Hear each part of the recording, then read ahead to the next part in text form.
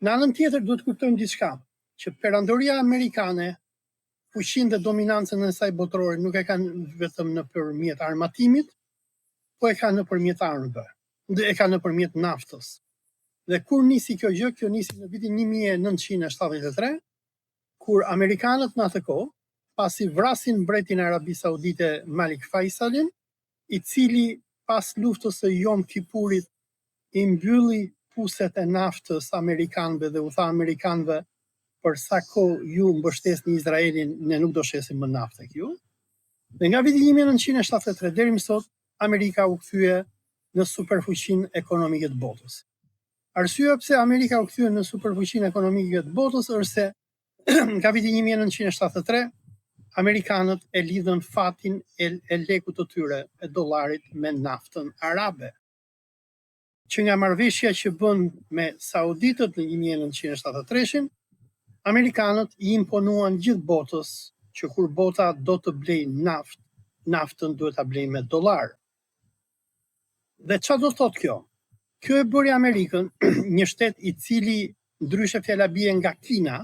Kina është vend që prodhon mallra industrial për njerëzimin, prodhon telefona, stilolapsa, kompjutera, dhe Kina ka diçka që i shet botës që pasurohet.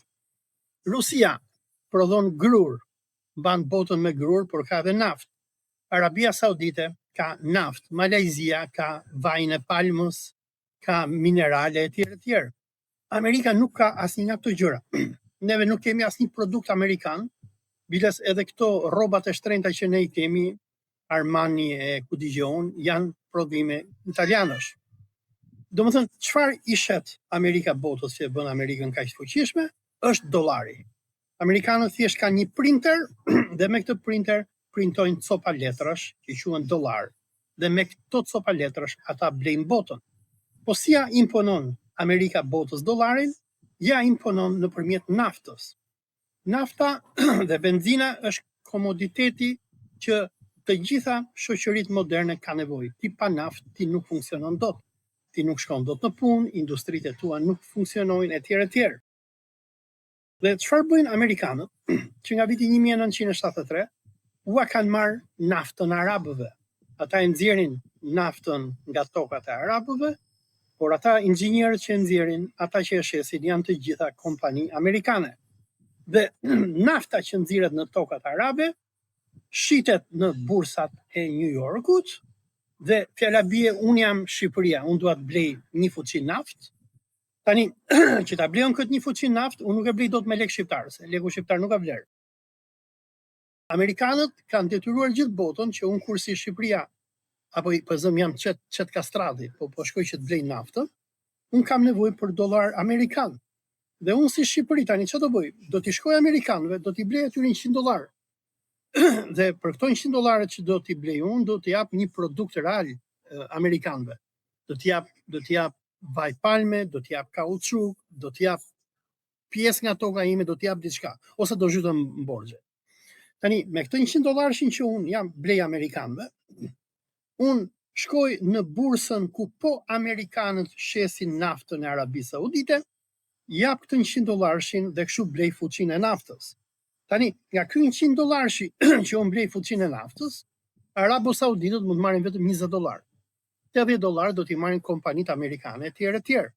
Por edhe kur bëhet ky transaksion dhe unë e bëj naftë, paraja nuk depozitohet në bankat e botës arabe, Arabisë Saudite, por në bankat e çifutrisë ndërkombëtare në New York.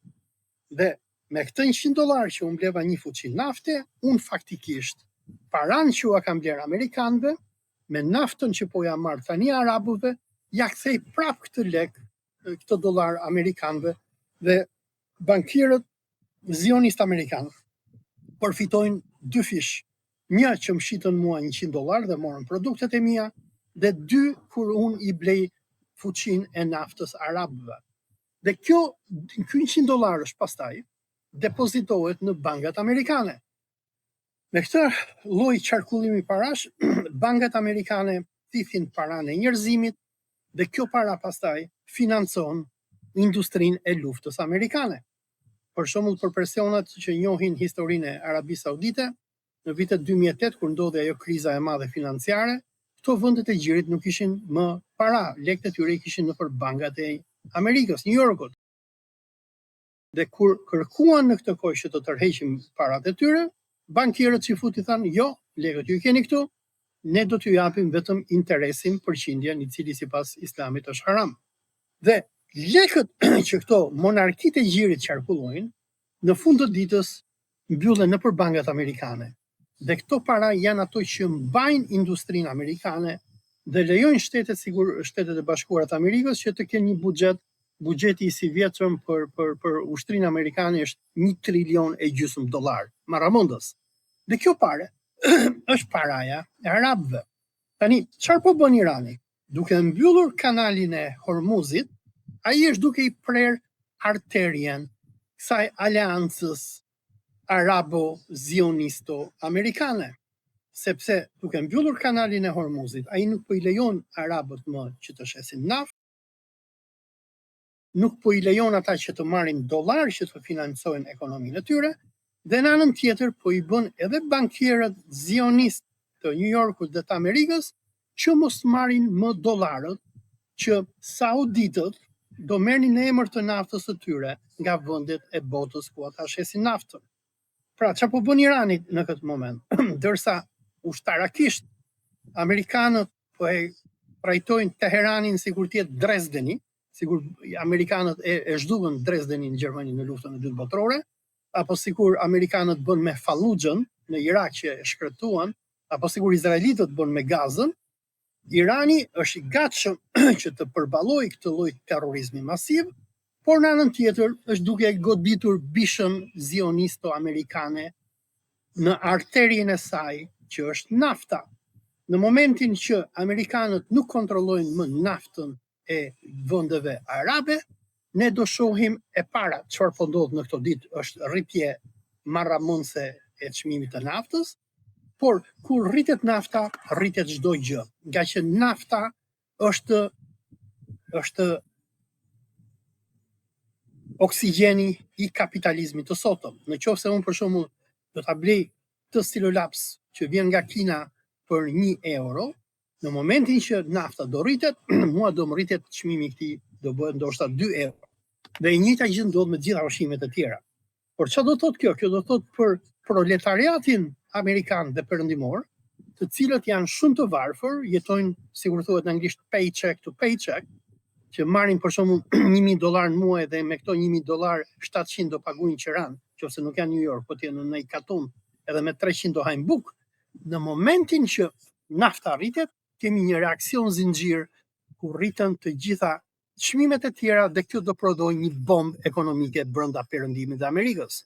Kur Arabia Saudite vendosi sanksionet e saj kundër Amerikës në vitin 1973, ata e quan perëndimin në një krizë dhe recesion. Dhe iranianët këtë po bëjnë në këtë momente, dhe kjo është arsyeja, nëse e pat dje konferencën për shtyp të Trumpit, dëshpërimin që ka Trumpi, i cili nuk di se si të dali nga Zallamahia, ku kriminali i luftës dhe njeriu më i rrezikshëm i planetit, Benjamin Netanyahu, e futi atë duke vrarë Imam Ali Khamenein, liderin suprem të Republikës Islamike të Iranit, në datën 28 shkurt 2026.